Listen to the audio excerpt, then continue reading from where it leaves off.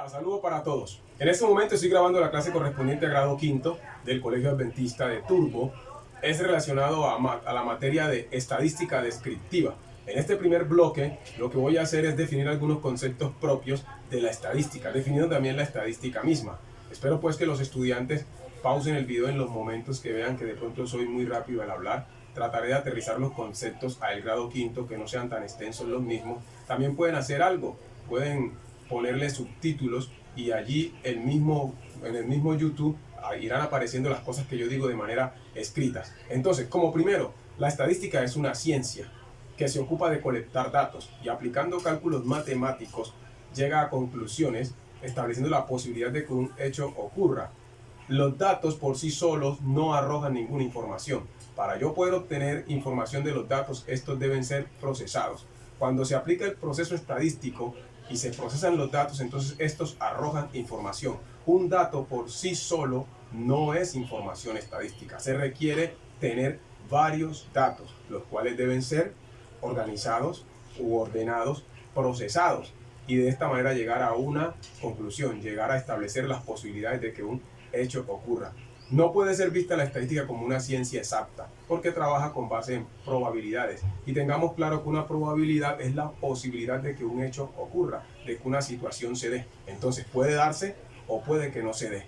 Sin los datos, la estadística no existe. Sin los datos, la estadística no existe. Y si los datos no son procesados, entonces no hay información que se pueda obtener de ellos. Algunos conceptos propios de la estadística son datos, que estábamos hablando de ellos. ¿Qué son los datos? Son la información que se obtiene de la población, es la información que se extrae de una población o de la muestra de la misma. Entonces vamos a hablar en estos momentos de variable para llegar a hablar de población y también hablar de muestra y de otros conceptos propios de la estadística, como dije, lo más aterrizado posible a los estudiantes de grado quinto. ¿Qué es una variable? Es una característica que se estudia de la población. Hay básicamente dos tipos de variables: las variables cualitativas y las variables cuantitativas, aunque las variables cualitativas se pueden dividir también a su vez en dos, que son las variables cualitativas ordinales y las variables cualitativas categóricas. ¿Qué es una variable cualitativa? Es aquella que hace referencia a una característica que no se expresa con números, una característica que hace o que tiene relación con un adjetivo calificativo. Por lo menos hablar de una persona que es alta, pequeña, de los colores, blanco, negro, ya cuando digo bonito, feo, cuando digo bueno, cuando digo malo, entonces estoy hablando de una característica cualitativa, de una cualidad, de un adjetivo calificativo. Entonces, resumamos, ¿qué es una variable cualitativa? Aquella característica que se expresa no utilizando números, que hace referencia a un adjetivo calificativo. Ahora, hay otra variable que es la variable cuantitativa. Esta sí tiene que ver con números, es una característica que se expresa en números. Y hay dos tipos de variables cuantitativas. Están las cuantitativas discretas y las cuantitativas continuas. Una variable cuantitativa discreta es aquella en la que yo expreso un número, pero este número no puede ser decimal. Es decir, que las variables cuantitativas discretas, para ellas se utilizan números enteros. Definamos esto de una manera más concreta. Una variable cuantitativa es aquella característica que se expresa con números utilizando los números enteros. Ejemplo, la cantidad de hijos que tiene una familia. Yo no puedo decir que una familia tiene 2 hijos y medio, eso no existe. Nadie tiene 2 niños y uno a la mitad.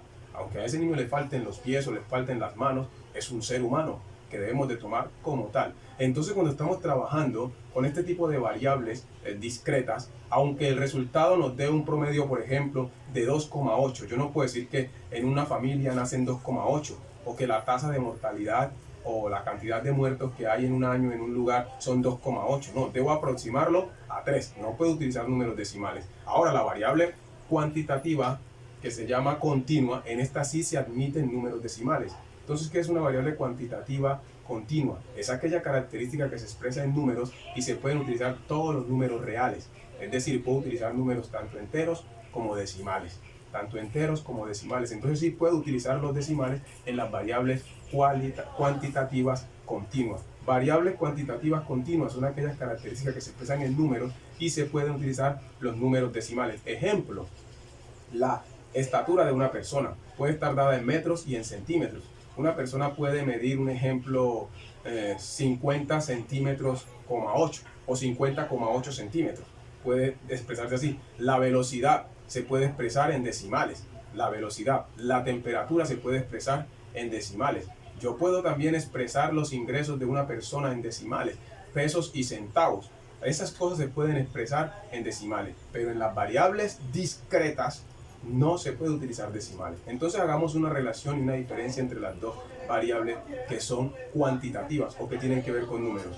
Tenemos las cuantitativas discretas, que son aquellas características que se expresan en números pero no se pueden utilizar decimales. Ejemplo, el número de hijos que nacen en una familia, el número de accidentes que se dan en una ciudad determinada. Y hablemos de una característica cuantitativa continua, donde sí se admiten decimales. Por ejemplo, la velocidad de un vehículo, ¿cierto? El peso de una persona, ¿cierto?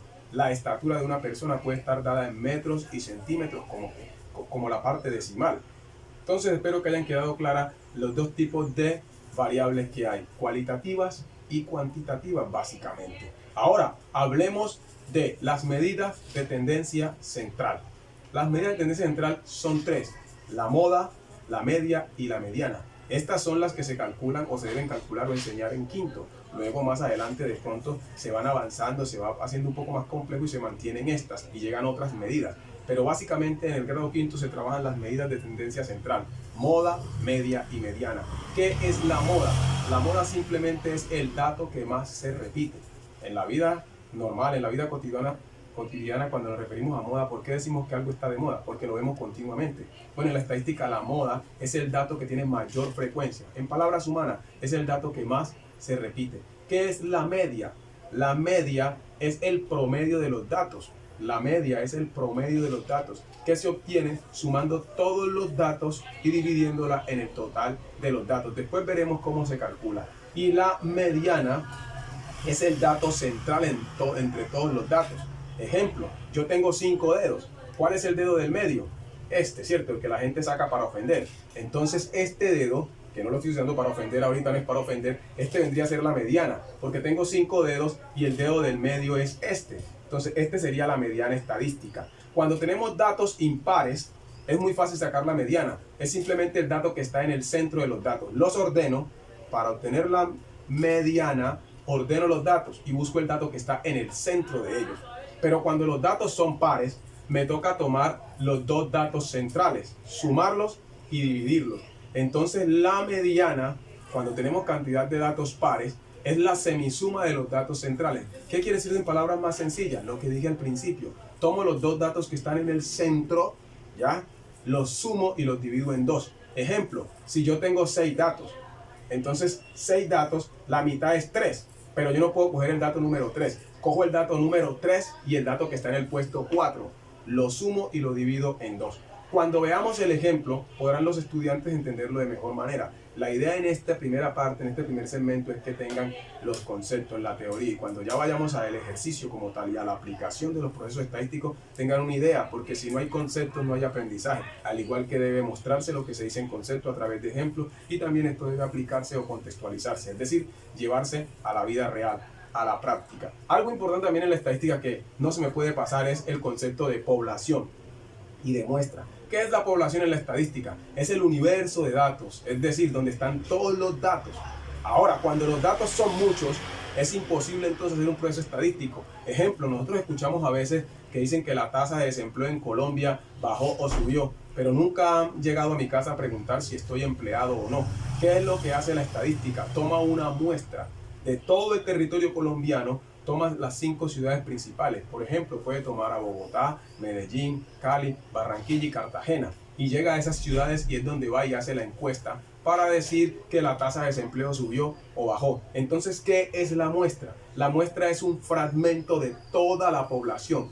Es una cantidad de datos que se toma de toda la población para poder hacer más fácil el proceso estadístico. Y con base en esa muestra en la cual se aplica el proceso estadístico, se determina que toda la población tiene esas características, esas condiciones o esas tendencias comportamentales. Entonces voy a volver a decir qué es la muestra. La muestra es un fragmento que se toma de la población para facilitar el proceso estadístico.